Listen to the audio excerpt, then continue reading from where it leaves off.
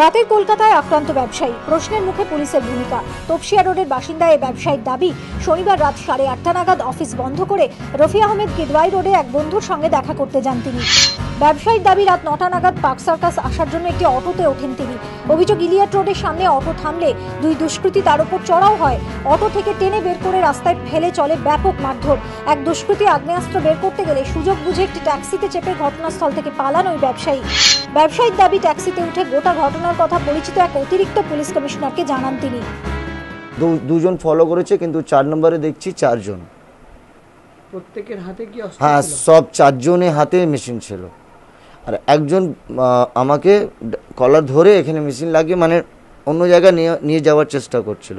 আমি যখন গালিববারে এই ঘটনাটা ঘটেছে, গালিববারে জাস্ট অপোজিট ফুটে এসিপি আলী সাহেব থাকেন, ওনাকে আমি সঙ্গে সঙ্গে ফোন করেছি কি এরকম আমার সাথে লোক অ্যাটাক করেছে। তো আমি এখন ট্যাক্সি নিয়ে পালাচ্ছি। বলে ঠিক আছে, তুমি রাখুন, ব্যবস্থা করছি। ব্যবসায়ীর দাবি, পার্ক সার্কাসে 4 নম্বর ব্রিজ থেকে নামার সময় ট্যাক্সির পথ আটকায় বাইক আরোহী ওই দুই দুষ্কৃতী। তাদের সঙ্গে যোগ দেয় আরও দুজন। অভিযোগ, ট্যাক্সি থেকে ব্যবসায়ীকে নামিয়ে আবার মারধর করে তারা। এক দুষ্কৃতী ব্যবসায়ীকে লক্ষ্য করে গুলি চালায় বলেও অভিযোগ, যদিও গুলিটি লক্ষ্যভ্রষ্ট হয়। আমি ট্যাক্সি ধরে 4 নম্বর ব্রিজ থেকে নামছি আমার বাড়ি যাওয়ার জন্যে। তখন মেশিন মানে লোক দাঁড়িয়ে ট্যাক্সিকে হাত দেখিয়ে দাঁড় করালো, আর বের করে একদম মেশিন একদম লাগিয়ে দিচ্ছে, আর কলার ধরে আমাকে মানে অন্য জায়গায় নিয়ে যাওয়ার চেষ্টা করেছে।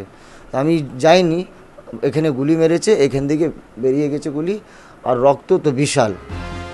পরেয়া থানায় অভিযোগ দায়ের করেছেন ব্যবসায়ী। অভিযোগের ভিত্তিতে 307 ধারায় খুনের চেষ্টা ও অস্ত্র আইনে মামলা রুজু করেছে পুলিশ। গোটা ঘটনায় তীব্র আতঙ্কে ব্যবসায়ীর পরিবার। सिक्योरिटी थोड़ा बढ़ाया जाएगा, ये भी एकदम बहुत एकदम अचानक ऐसा हो गया। अब समझ में नहीं आ रहा है क्या बोला जा सकता है। यही होगा, बोला जा सकता है कि सिक्योरिटी थोड़ा पुलिस सिक्योरिटी अगर ज़्यादा बढ़ाया जाए समझ में आए, क्योंकि इतना फासला मैकलॉड स्ट्रीट कहाँ दाड़ा पाड़ा, वहाँ पर कुछ हुआ ही नहीं, कोई पुलिस का कुछ सिक्योरिटी नहीं। পুলিশ সূত্রে খবর, এখনো কোনো প্রত্যক্ষদর্শীর সন্ধান মেলেনি। এদিকে গোটা ঘটনায় প্রশ্নের মুখে পুলিশের ভূমিকা। শহরবাসীর প্রশ্ন, ব্যস্ত সময়ে রীতিমতো ধাওয়া করে ব্যবসায়ীর উপর হামলা করেও কিভাবে চম্পট দিল দুষ্কৃতীরা? কোথায় ছিল পুলিশি নজরদারি? জবাব চায় মহানগরী।